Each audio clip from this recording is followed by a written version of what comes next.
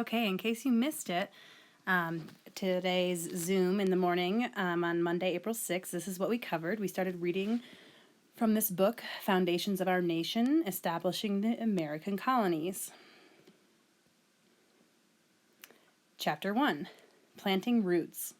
In 1584, Sir Walter Raleigh received important news from England's Queen. She had given him permission to colonize North America. This would allow English people to sail across the Atlantic Ocean and start new lives. But North America was not empty. It was already home to many American Indian nations. Sir Walter Raleigh did not travel to North America, but he made 2 voyages to South America. And that's who this is. That is Sir Walter Raleigh. The British did not believe they needed American Indians' permission to create colonies there. Raleigh himself never went to North America, but he paid for others to go. They started the colony of Roanoke in 1585. It was on an island off the shore of present-day North Carolina. The settlers had difficult lives. They were not able to grow enough food. As a result, the colony lasted only a few years. Some of the settlers returned to England. Others decided to stay. However, they were never heard from again. England's first colony in America had ended in failure. In 1607, the English tried again. This time, approximately 100 settlers traveled to what is now Virginia. This area was home to the Powhatans, an American Indian tribe. The English settlers started a small colony on the Powhatans' land. They called it Jamestown. Sometimes the colonists traded with the Powhatans for food and other supplies. Other times the 2 groups fought. Many colonists died from disease or hunger. In 1608, John Smith became the leader of Jamestown. He asked the Powhatans for food. However, the Powhatans were worried about losing more of their land. They captured Smith, but eventually set him free. After Smith attacked their villages, the Powhatans gave the colonists food. The colonists would have starved without it. In the 1610s, the settlers began growing tobacco in Jamestown. This plant was in high demand all around the world. Soon, tobacco was a key part of Jamestown's economy. The Powhatans taught the colonists how to grow crops. These lessons helped the settlers survive the difficult winters. Jamestown became the first successful English colony in America. The colonists raised crops and traded with England. This success led the English to send more settlers to America. Chapter 2, The Mayflower Arrives. In September 1620, a ship known as the Mayflower set sail for from Plymouth, England. The people on this ship were looking for a new start. They disagreed with the ideas of the Church of England, but they were not allowed to practice their beliefs in their homeland. They planned to start new lives in America. The settlers planned to sail to Virginia. However, the Mayflower arrived many miles north of its destination. The ship landed at Cape Cod in what is now Massachusetts. The settlers had been at sea for 2 months.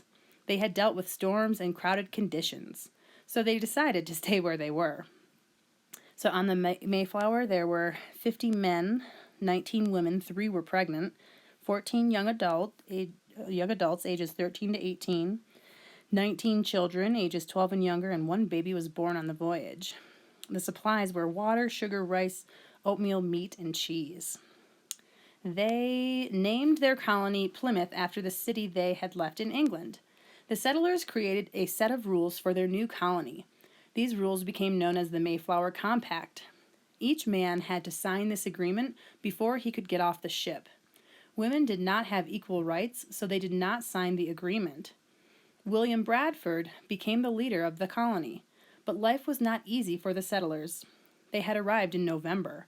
That meant they had no time to grow crops. The colonists lived aboard the Mayflower through their first winter. Many did not survive. The Wampanoag tribe lived nearby. One of the tribe's members made contact with the settlers. He helped the settlers build peaceful relationships with the Wampanoags. Over time, the Wampanoags taught the settlers how to grow crops. They also showed the settlers how to gather food and hunt wild animals. At the end of the summer, the settlers harvested their crops. They celebrated with a 3-day feast. This celebration became known as Thanksgiving. The colonists would not have survived without help from American Indians. Chapter 3, Expanding the Colonies. By the mid-1600s, both Jamestown and Plymouth were successful colonies. England began to claim more land along North America's east coast, and more people left England to live in the new colonies. France, Spain, and the Netherlands also claimed land in North America. Dutch colonists gather in the city of New Amsterdam, later known as New York. None of these countries asked for permission from the American Indians who had lived there for centuries. In the 1670s, England took over the Netherlands territory. The English renamed the area New York. In the 1680s, William Penn started the colony of Pennsylvania. Penn was part of a religious group known as Quakers. He left England because he wanted religious freedom. Penn encouraged other settlers to come to his colony. They made use of the area's farmlands and woods. Many people grew grains, such as wheat and corn. They also raised animals. The colony grew quickly and became successful. Other colonies developed farther south. People in these colonies grew cash crops. These are crops that farmers sell for a profit. The colonies of Virginia and Carolina were known for their tobacco farms. However, this crop required huge amounts of labor. Farm owners brought in thousands of enslaved Africans in the late 1600s. The farm owners forced them to work on farms without pay. This allowed the farm owners to make more money. Slavery existed in the northern colonies too, but it was most common on southern farms. By the early 1700s, England had numerous colonies in North America. Each colony had its own government. Each colony also used its own money. The colonies often traded goods with one another. Over time, England's American colonies grew and prospered. So here's a map of the economies of the colonies, showing us that Pennsylvania, wheat and corn, New Hampshire, wood, New York, fur, Massachusetts, ships, Rhode Island, whale oil, Connecticut, flour and fish, New Jersey, cattle, Delaware, fish, Maryland, fish, Virginia, tobacco, Carolina, tobacco and rice. All right, that's where we stopped today during our Zoom class. I hope to see anyone that missed Monday's Zoom on Tuesday.